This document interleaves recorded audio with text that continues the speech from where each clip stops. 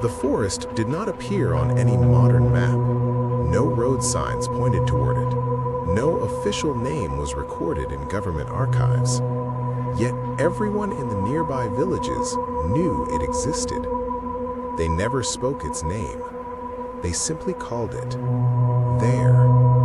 The warning. 5 friends arrived at the edge of the forest on a suffocating summer afternoon. They were young, restless, hungry for adventure, searching for one last memory before adulthood scattered them in different directions.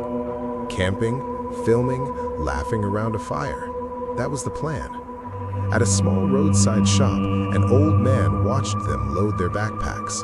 His eyes lingered too long on the forest behind them. "You're not going in there," he said quietly. One of them laughed. "Relax, it's just trees." The old man shook his head slowly. "The forest doesn't kill people," he whispered. "It keeps them." They laughed again and crossed the tree line. Day 1, the silence. The moment they entered, the air changed. The temperature dropped unnaturally, as if the forest rejected the sun itself. The trees stood too close together, their branches tangled like fingers locking to block the sky. No birds, no insects, no wind. Just silence, thick, pressing, aware.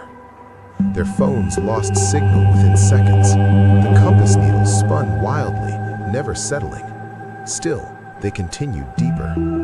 By evening, they set up camp beside a massive, blackened tree split down the middle, as if struck by lightning long ago. That night, as the fire crackled low, they heard it. Footsteps. Slow. Measured. Human. The sound stopped whenever they stopped breathing. No one slept. Day 2, the watching. Morning brought unease.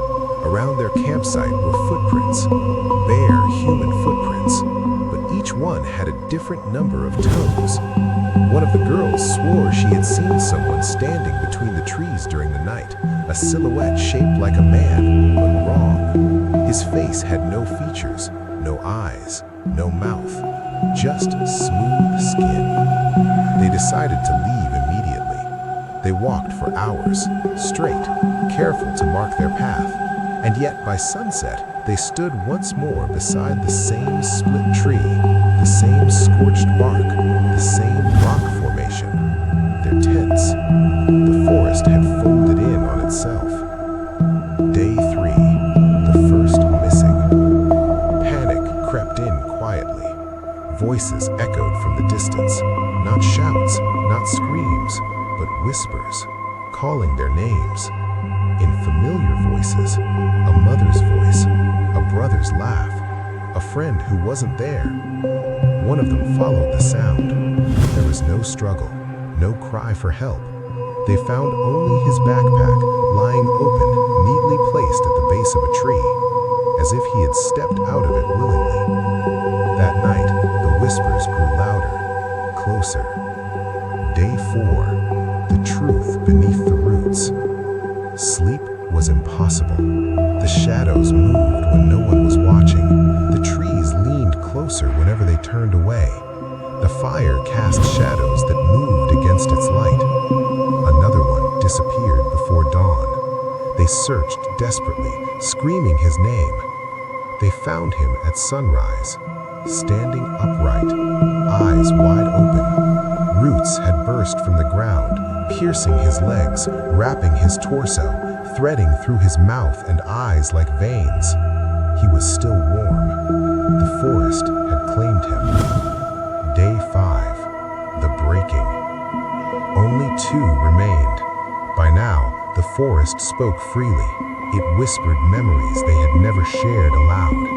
Regrets, secrets, fears buried deep. It promised safety. Stay. You belong here. You were always meant to be part of us. One of them ran. He ran until his throat bled and his lungs burned. They found him hours later, frozen mid-step, bark growing from his skin, leaves sprouting from his open mouth. His scream was still trapped in his eyes. The last entry. The final survivor wrote in a small notebook, hands shaking. The forest does not block the exits. It removes the reason to leave. I can hear them now. They sound like me. The notebook was found years later at the forest's edge. There was no sign of its owner. Aftermath. To this day, loggers report strange things.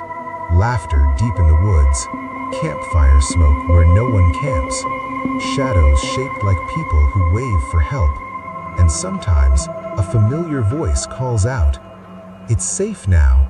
Come in." Those who step inside